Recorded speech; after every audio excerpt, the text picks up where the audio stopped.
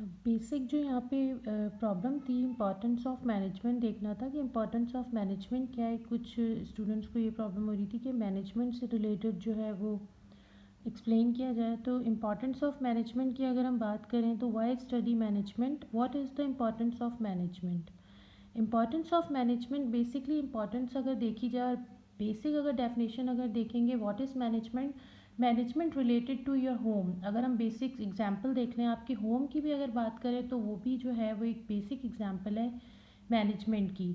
और अगर book point of view से देखें, बीकॉम पार्ट 2 का सब्जेक्ट है मैनेजमेंट, और ये थ्योरी सब्जेक्ट है जो काफ़ी प्रॉब्लम करता है स्टूडेंट्स को, क्योंकि 5 क्वेश्चंस अटैम्प्ट करने होते हैं। उन 5 क्वेश्चंस में से इंपॉर्टेंस ऑफ मैनेजमेंट से रिलेटेड देखें। अब ये अकॉर्डिंग टू बुक के अकॉर्डिंग क्या है, management is important for our society, industry and government organizations. The importance of study management can be explained by looking at the way we interact with organizations every day in our lives. Every product we use, every services we receive, and every action we take is provided or affected by an organization. किसी भी अगर हम society की बात करें, या हम industry की बात करें, या किसी भी गवर्नमेंट ऑर्गेनाइजेशन की बात करें, तो इन तमाम ऑर्गेनाइजेशंस में, इंडस्ट्री में, यहाँ तक कि एक इंडिविजुअल हाउस होल्ड के अंदर भी मैनेजमेंट का रोल प्ले किया जाता है। तो मैनेजमेंट का रोल जो होता है वो हर जगह बहुत इंपॉर्टेंट होता है, और उसकी इंपॉर्टेंस जो है वो डिफरेंट पॉइंट ऑफ व्यू से अकॉर्डिंग टू बुक भी देख लेंगे, और according to practical example why management is important in our society, not only in the society as well as for industries and as well as for government organizations. So definition के according देख लेते हैं। The first point here we have, it helps in achieving group goals.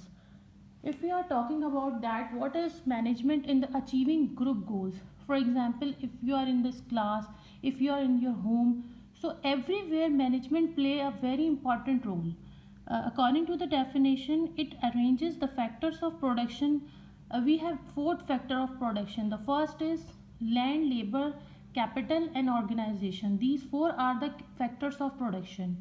Assemble and organize the resources, integrated the resources in effective manner to achieve goals. Indirect group effect toward achievement of predetermined goals. By defining objectives or organizations clearly, there would be no wastage of time, money, and effort.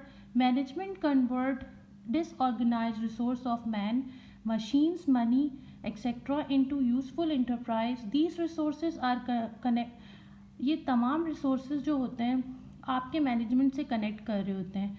किसी भी organisation का जो multiple गोल होता है वो तभी achieve हो सकता है जब तक कि आपका एक पूरी मैनेजमेंट ना हो। With the help of management you can achieve your maximization of goals. अगर आपका कोई मैनेजमेंट ही नहीं है और एक प्रॉपर मैनेजमेंट के थ्रू आप कोई काम नहीं कर रहे, तो you will not achieve your goal. किसी भी सूरत जो है वो आप अपना गोल अचीव नहीं कर सकते। The second point here we have optimization of resources, optimum utilization of resources. Management utilize all the physical and human resource productivity. This leads to management provides maximum utilization of scarce resources by selecting scarce का mean यहाँ use किया जा रहा होता है limited resources. For example, अगर कोई limited resource है आपको और उसी में रहते हुए आपको अपने फाइनल टारगेट पर जाना है, लेकिन you have limited resources but you have to accomplish your target, तो वो जो आपकी हेल्प करेगी वो मैनेजमेंट करेगी। मैनेजमेंट किस तरीके से उसको जो है वो अरेंज करके और ऑर्गेनाइजेशन का जो फाइनल गोल है उसको अचीव करने में मदद करती है। तो ये बेसिक जो टारगेट होता है ये किसी भी ऑर्गेनाइजेशन में मैनेजमेंट का रोल होता है और वही इसको प्ले कर रही होती है। और मैनेजमेंट के थ्रू ही जो है वो मल्टीपल जो ऑर्गेनाइजेशंस के हायर अचीवमेंट गोल्स होते हैं वो इसको अचीव कर सकते हैं। आपके रिसोर्सेज स्केयर्स हैं, आपके पास लेबर स्केयर है, उसी में रहते हुए आपको उसको किस तरीके से मैनेज करते हुए और अपने फाइनल मैक्सिमाइजेशन ऑफ प्रोडक्शन पे जाएंगे और आप अचीव कर सकेंगे, तो ये with the help of management he possible है। और ये सब्जेक्ट का नाम भी जो है वो मैनेजमेंट है। तो मैनेजमेंट के ओवरऑल जो इस सब्जेक्ट को बीकॉम में दिया जा रहा है उसका पर्पस ही यही है कि बेसिकली मैनेजमेंट होती क्या है और मैनेजमेंट के रोल क्या है, कहाँ कहाँ मैनेजमेंट का जो है वो परफॉर्मेंस हो रही होती है, किस किस पर्पस के लिए मैनेजमेंट इंपॉर्टेंट होती है। मैनेजमेंट ना सिर्फ किसी ऑर्गेनाइजेशन ना सिर्फ किसी इंडस्ट्रीज़, ना किसी एक इंडिविजुअल हाउस होल्ड को भी अगर देखा जाए तो वो जो है उसको भी मैनेज करने के लिए एक मैनेजमेंट की जो है वो नीड होती है। तो ये सब चीज़ें इसका जो है वो मेन पॉइंट्स को देख लेंगे। लास्ट वही जो आपको ओवरऑल डिस्कशन में बता दिया था कि रिड्यूस कॉस्ट। तो किसी भी कंपनी का जो ज़ाहिर है commerce, you are study in the commerce, so the minimum profit, maximization of a profit and minimum cost is the main goal of every business. ये तो पता है आपको, ज़ाहिर है किसी भी बिजनेस के अंदर आपके पास जो मेन पर्पस होता है आपका, वो क्या होता है, आपका मिनिमम कॉस्ट और मैक्सिमाइजेशन ऑफ प्रॉफिट। तो मैनेजमेंट की मदद से आप अपने आपकी जो कॉस्ट है उसको रिड्यूस भी कर सकते हैं। अगर मैनेजमेंट अच्छी है, मैनेजमेंट में बंदा बैठा हुआ है या कोई भी मैनेजमेंट हायर लेवल पे, उसको अकॉर्डिंग टू मैनेजमेंट पता है किस तरीके से कंपनीज़ की कौन सी ऐसी कॉस्ट है जिसको रिड्यूस करके हम अपनी मैक्सिमाइजेशन ऑफ प्रॉफिट को इंक्रीज कर सकते हैं, तो वो उसी लेवल पे उसको यूटिलाइज किया जाएगा। ठीक है, it gets maximum result through minimum input by proper planning and by using minimum input and getting maximum output.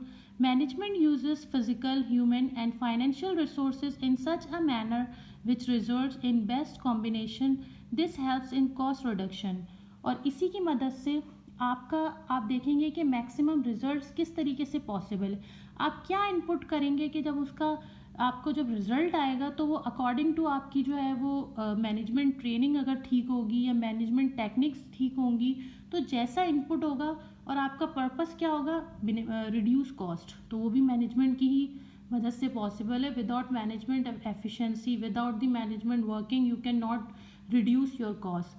So management play, again and again I am explaining you and defining you that management play a very important role in every organization, not only for organization as well as for industries, for household, everywhere management play a very important role. The second point here we have, fourth point here we have, establishes sound organization.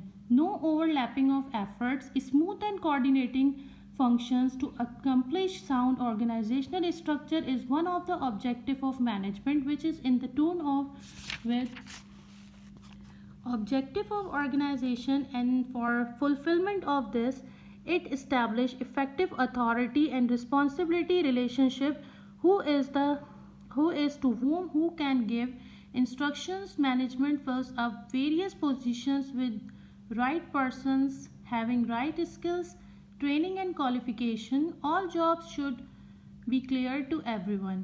वही बात बार बार उसी चीज़ को different point से, fourth point में देखिए heading से ही आपको समझ आ रहा होगा, इस्टेब्लिश साउंड ऑर्गेनाइजेशन।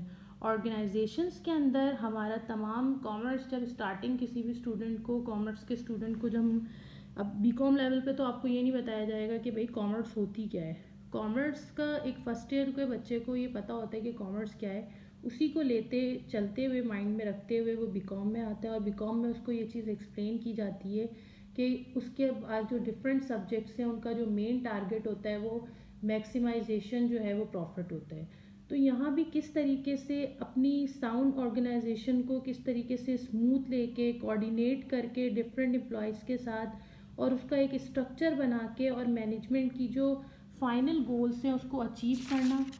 और उसमें डिफरेंट पोजीशंस पे लोग बैठे हुए होते हैं जिनकी स्किल्स होती हैं, उनको ट्रेनिंग्स दी जाती हैं, और वो जॉब उनकी जो है वो ट्रेनिंग्स देने के बाद उनको एक फ़ाइनल उनकी जो डेजिग्नेशन होता है उसका यही पर्पस होता है, उनकी क्वालिफ़िकेशन उसी के अकॉर्डिंग की जाती है ताकि वो उसी पर्पस के लिए आगे अपनी ऑर्गेनाइजेशन के लिए जो है वो वर्क परफॉर्म कर सकें। ठीक है, इस्टेब्लिशेस इक्विलिब्रियम। इक्विलिब्रियम का जो मतलब यूज़ हो रहा होता है वो तवाज़ुन होता है, किसी भी मतलब बीच का पॉइंट एक चीज़ होता है। अब आपको इसकी एग्जांपल इस तरह दी जाएगी, एक सेल्स है, किसी भी कंपनी की सेल कभी अप हो रही है, कभी डाउन हो रही है, कभी अप हो रही है, कभी डाउन हो रही है, लेकिन एक पॉइंट ऐसा आएगा कि वो वहाँ आके रुक जाएगी। तो वो जो पॉइंट होगा it will be called the equilibrium point for the sale. तो यहाँ पे इस्टेब्लिश किया जाता है equilibrium in it enable the organization to survive in changing environment. It keeps in touch with the changing environment, with the change in external environment. The initial coordination of organization must be changed, so it adopt organization to change demand of market, changing needs of societies. It is responsible for growth and surviving of organization. तो वही जो equilibrium को maintain करने के लिए किस तरीके से कोऑर्डिनेशन की जाएगी, सरवाइव किया जाएगा, इन्वायरमेंट को एक्सटर्नल इंटरनल और इन्वायरमेंट जो है आप उसको आपकी ऑर्गेनाइजेशन का जो इन्वायरमेंट है it will be called the internal environment of the organization, और जो outside the organization environment है you will say that it will be external environment of the organization. ठीक है, तो किसी भी organization के बाहर थ्रू environment देखना और उसके अंदर किस तरीके से एक्सटर्नल इन्वायरमेंट की चेंजेस को देखना, किस तरीके से कोऑर्डिनेट किया जा रहा है ऑर्गेनाइजेशन में, तो ये सब चीज़ें जो है वो आप डिमांड सबसे पहले आपको देखना पड़ेगा हमारे पास जब हम कोई प्रोडक्ट सेल कर रहे होते हैं तो हमें पहले मार्केट को देखना होता है कि मार्केट की डिमांड क्या है. Without the marketing, if we don't know about the demand of the market, so how would you prepare, how would you produce your product. So without the knowing the demand of the market, you cannot produce your product because it will be useful, it will be not useful for you if you don't know about the demand of the market. So if you know about the demand of the market, so it will be helpful for you. तो हमें changing demand of the market के बारे में पता चलना चाहिए, needs of the society के needs क्या है. किसी भी प्रोडक्ट को बनाने से पहले तो आपको पता होना चाहिए ना व्हाट इज़ द नीड्स क्या है. अगर आपको पता ही नहीं है एक बंदे की या मार्केट की नीड क्या है, उसी के अकॉर्डिंग आपको जो है वो उसी प्रोडक्ट करनी है, तो ज़ाहिर है वो चीज़ जो है वो मैनेजमेंट का ही काम होता है कि वो उसी के अकॉर्डिंग जो है वो उसकी जो है किसी भी मार्केट को देखते हुए, किसी भी सोसाइटी की नीड्स को देखते हुए उसी प्रोडक्ट की ग्रोथ करे और उसकी रिस्पॉन्सिबिलिटी जो है वो, तो तभी वो जो कंपनी है वो सर्वाइव कर सकती है, अदरवाइज़ वो कंपनी सर्वाइव ही नहीं करेगी. तो ये सब चीज़ें भी देखनी पड़ती हैं, तवाज़ुन देखना पड़ता है मार्केट के अंदर. अब ये चीज़ तो आपको थ्योरी में परफॉर्म की जा रही होती है आपके सब्जेक्ट्स में. जब प्रैक्टिकल लाइफ में आप किसी ऑर्गेनाइजेशन में वर्क कर रहे होते हैं, किसी भी मैन्युफैक्चरिंग ऑर्गेनाइजेशन हो गई या सर्विसिंग ऑर्गेनाइजेशन हो गई या ट्रेडिंग ऑर्गेनाइजेशन हो गई, तो यही तमाम जो वर्क है जो आपको एज अ थ्योरी एक्सप्लेन किया जा रहा होता है वो यू विल परफॉर्म प्रैक्टिकली. तो essential for prosperity of society. अब प्रोस्पेरिटी ऑफ सोसाइटी के लिए किस तरीके से इफेक्टिव होती है और वाई. अब हमारा क्वेश्चन था कि मैनेजमेंट क्यों इंपॉर्टेंट है, मैनेजमेंट क्या है. अब देख लेते हैं इस पॉइंट को किस तरीके से इन्होंने एक्सप्लेन किया है. Efficient management leads to better economical production which helps in turn to increase the welfare of people. Good management makes a difficult task easier by avoiding wastage of scarce resources. It provides standard of living. It increases the profit which is beneficial to business, and society will get maximum output at minimum cost by creating employment opportunities which generate income. Enhance organization comes with new product and research beneficial for society. देखिए इसमें क्या है कि efficient जो management होती है, efficient management से मुराद वो मैनेजमेंट जो किसी भी टास्क को एफिशिएंटली अपनी स्किल्स को यूटिलाइज करके और अचीव कर सके, it will be called the efficient management. तो वो इकोनॉमिकली प्रोडक्शन उनकी बेहतर होती है, विच है जो मदद करती है उनके इंक्रीज़ करने के लिए वेलफेयर ऑफ द पीपल. और एक अच्छी मैनेजमेंट का जो काम होता है वो डिफ़िकल्ट टास्क को जो है वो ईजीली एक मतलब जैसे उनके पास रिसोर्सेज कम होते हैं लेकिन वो उन सबको अवॉइड करते हुए और वो कोशिश करते हैं कि हम मैक्सिमाइजेशन की प्रॉफिट की तरफ जाएं. एक उनका ये होता है इट इम्प्रूव, ये वो अपने स्टैंडर्ड्स को इम्प्रूव करते हैं, standard of living. It increase the profit which is beneficial to business and society. Will get maximum output at minimum cost. मतलब उनका बेसिक पर्पस यही होता है कि जो कॉस्ट है वही जो एट द एंड और ओवरऑल जो हम देखते हैं जिस चीज़ को कि कॉस्ट आपकी जो है वो मिनिमम हो और जो प्रॉफिट हो वो आपका मैक्सिमाइजेशन हो. यहाँ भी वही पॉइंट को रिपीट किया है. It increase the profit which is beneficial to business and society, will get maximum output at minimum cost by creating employment opportunities which generate income in hands. Organization comes with new product and research benefit for society.